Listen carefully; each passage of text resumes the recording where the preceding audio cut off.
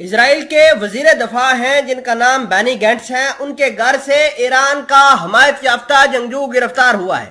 اس شخص نے بینی گینٹس کے علاوہ فوج کے اعلیٰ حکام کی انفارمیشن ایران کو فراہم کی اور اس کے اوپر یہ الزام ثابت بھی ہو گیا ہے۔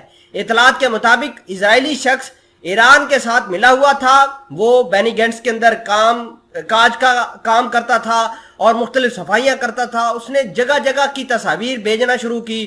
بینی گینٹس کے ساتھ جو لوگ ملاقات کرنے کے لیے آتے تھے، جو پلان ہوتے تھے ان کے، وہ بھی بعض اوقات ریکارڈ کر کے ایران کو بھیج دیتا تھا۔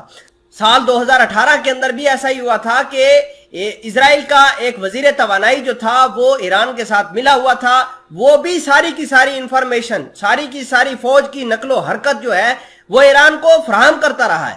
آج یہ جو ڈیولپمنٹ نکل کر آئی ہے، اس نے پورے اسرائیل کو دہلا کے رکھا ہوا ہے کہ ہماری انفارمیشن، ہماری ساری کی ساری چیزیں جو ہیں وہ ایران کے پاس کیسے جاتی ہیں۔ تو اس طریقے سے جاتی ہیں کہ جاسوس وہاں پر کام کرتے ہیں، اور جاسوسوں کے رابطے ایران کی منسٹری آف انٹیلیجنس کے ساتھ تھا، منسٹری آف ڈیفنس کے ساتھ بھی تھا، IRGC کے لوگوں کے ساتھ بھی تھا۔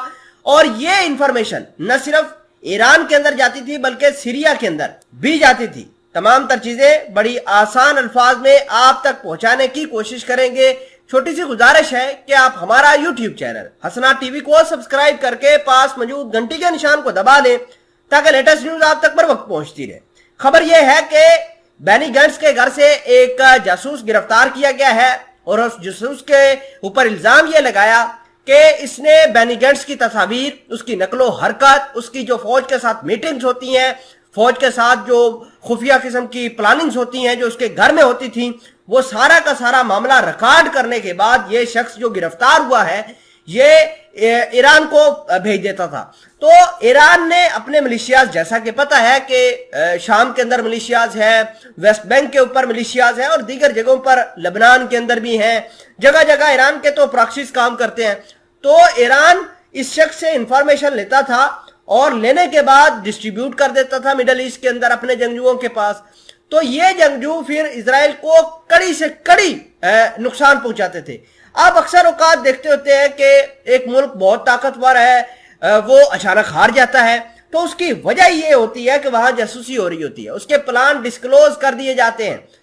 خیر ایسا نہیں ہے کہ اسرائیل کے اندر ہی جاسوس موجود ہے، بلکہ ایران کے اندر بھی بہت سارے جاسوس ہیں، بہت سارے موساد کے ایجنٹ کام کرتے ہیں جو لگاتار اسرائیل کے لیے، اسرائیل کی موساد کے لیے کام کرتے ہیں۔ ایران کی ایک ایک چیز اٹھا کر، ایک ایک پلان بتا کر پورے امریکہ کو بھی دیتے ہیں، اسرائیل کو بھی دیتے ہیں، موساد کو بھی دیتے ہیں، عرب ممالک جو کہ ایران کے خلاف ہیں ان کو بھی یہ انفارمیشن فراہم کی جاتی ہے۔